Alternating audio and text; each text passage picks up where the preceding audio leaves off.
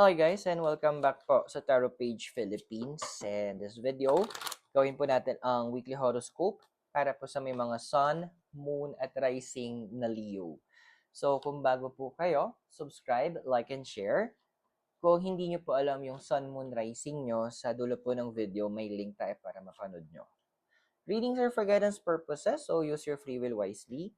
At kung kailangan nyo po ng private readings or spell works, pwede nyo ako i-message. At every Friday to Sunday po sa My Gulay sa Session Road, we do face-to-face readings. And also guys, readings are for guidance purposes, so use your free will wisely. If you want to support our channel for growth, click nyo lang po yung join button and yung thanks button sa baba. Okay, so Leo yung cards mo, we have your Orphan and Clean It Up, Fork in the Road, Building Blocks.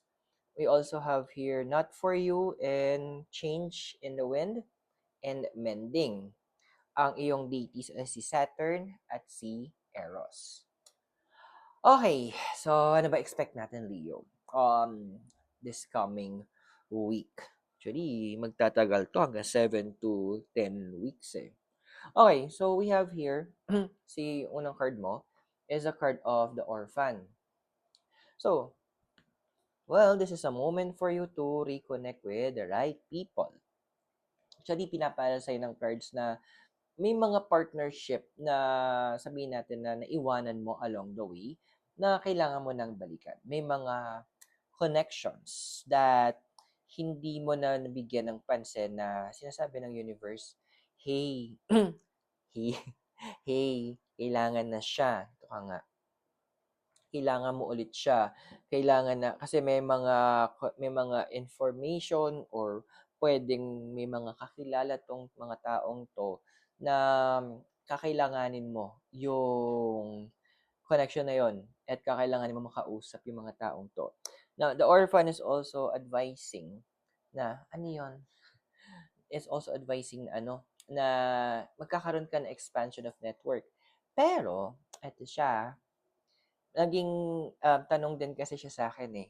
Sa pagtanggap mong to, ano yung willing kang i-give up? Ano yung okay lang sa'yong mabitawan mo? Ano yung bagay na keme lang na magkaroon ng gap or hindi na mapunta sa'yo? Kasi yun yung gustong ipasa ng universe. Um, may exchange na magaganap. Kasi ito na yung kasunod na card. Kaya yun. We have your number 21. Clean it up. Literal. Andoon na this cleaning process na Bye, Mikay. Yung cleaning process na gagawin mo, it is somewhat connected doon sa mga tao sa paligid mo. Kasi, kaya pansin ko, yung sasabi na pag adulting, habang tumatanda ka, mas kumukonti yung mga kaibigan mo. Kasi andoon na filter mo na kung sino yung nasa inner circle mo, sino yung dapat mo nang i-let go, sino ba yung dapat nang mapunta dito or mawala sa life mo. So, the card is advising na it's time na mag-banish ka na. Mag-banish talaga. Mag-banish ka ng mga individuals na hindi na sumusuporta sa end goal mo. Kasi iba naman sasabihin, ay, oh, ano ba yan? Parang ang sama ko naman, iiwanan ka sila sa ere. No, it's not. That's not the case. What the cards are saying is, bibitaw mo sila kasi yung purpose mo sa kanila at yung purpose nila din sa'yo is tapos na. Kasi yun yung isang bagay eh. Hindi lahat ng tao sa life natin, they are meant to stay. Hindi sa lahat ng pagkakataon yung mga taong kasama natin is sila yung magiging matagal sila sa life natin. May mga iba na tatanggalin kasi nagsistay lang sila for a season. Nandyan sila kasi meron silang kailangang ituro sa'yo. Meron gustong ituro yung universe sa pamamagitan nila and vice versa. So, wag kang manghihinayang na, ay, kailangan ko ng bitawan 'to. Alam mo yung sabi na, don't cry because it's over, smile because it happened. Sa Tagalog, wag kang umiyak kasi natapos na, ngumiti ka kasi nangyari.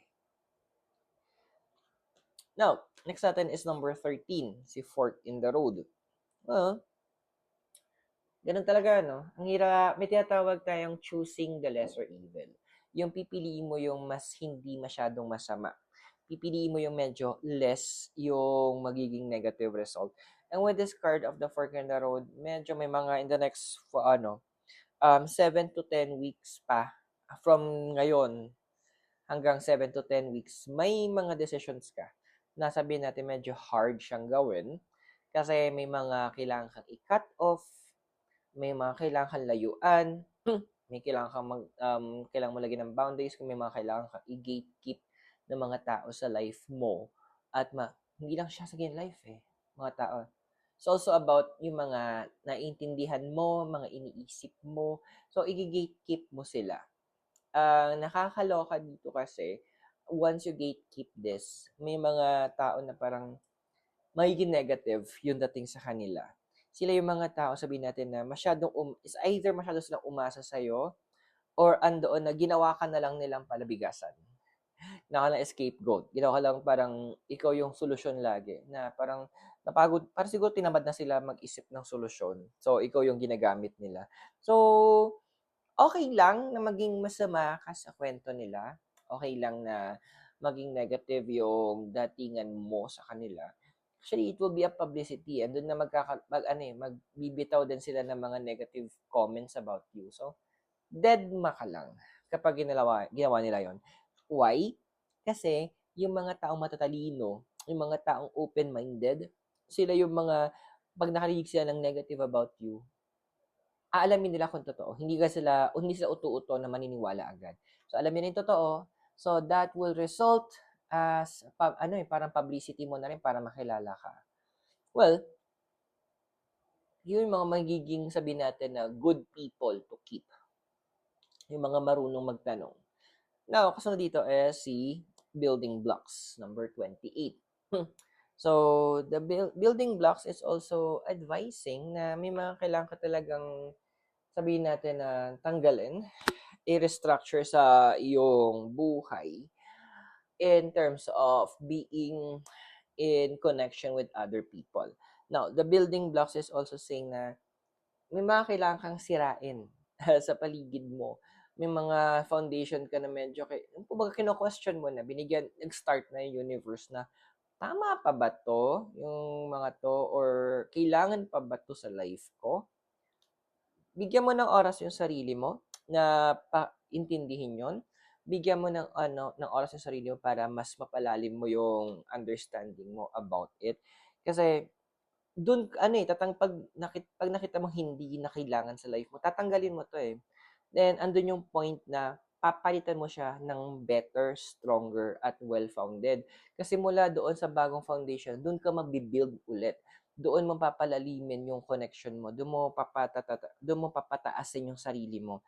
At kapag hindi maganda ang pundasyon, of course, andoon na hindi magiging gano'n katayog yung, mga bagay yung ikaw mismo. Kasi andoon na weak yung foundation. Kaya nga nagkakaroon ng cleansing sa end mo, eh. Now, dagdag natin si not for you, a change in the wind and mending. Excuse me. Well, sinasummarize naman tatlong card na to na andoon as you cut people off, may mga masasaktan ka talaga. Ito yung mga tao na sabihin natin either sobrang connected na sa'yo, emotionally invested na sila, or yung mga tao na, kasi nga, user sila. Dalawa lang naman yan. So, pinapala sa'yo ng universe, you need to also discern, pakiramdaman mo, kung ano ba yung nararamdaman nila towards you. Kasi, at the long run, may mga iba dito, ibabalik ng universe. At ang maganda dito, yung mga ibabalik, sila yung mga tao na marunong magkaroon ng give and take.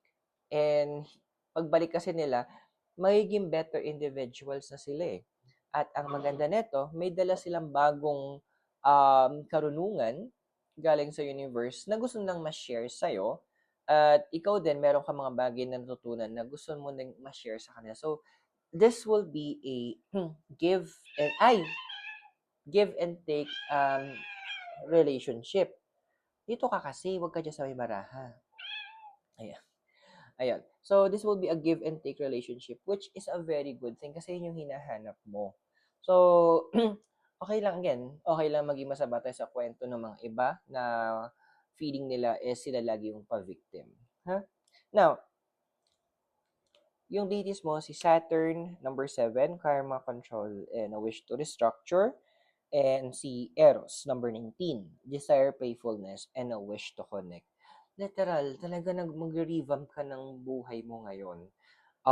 Magre-revamp ka ng mga connections mo, and most especially, i-revamp mo din, i-overhaul mo yung mga paniniwala mo, which is makaka-apekto, na para mag-change yan yung mga iniisip mo at ginagawa mo at yung mga taong gusto mong i-attract sa life mo. Now, this is necessary, sabi ng cards, kasi andoon na ano a lot of you guys din na masyado kayong focus sa mga task nyo. Minsan naging hyper-focus na kayo na nakakalimutan nyo naman enjoy nyo sarili nyo. So, these people who will be, na mag-stay sa life mo, sila yung magtuturo sa'yo how to live life din naman. So, I hope nakatulong yung readings. Those are for guidance purposes. So, use your free will wisely. At kung bago po kayo, subscribe, like, and share. Private readings po and spell works, you can message me directly. And every Friday to Sunday sa Oh My Gulay po sa Session Road, we are doing face-to-face reading. Kung nais nyo pong support na lumago ang ating channel, just click the join button or the thanks button sa baba. So Leo, maraming salamat sa iyo. God bless, Namaste, Hare Krishna, and blessed be, and hope to see you very soon. Mula po sa Baguio City, you have a great day and I'll see you soon. Bye for now.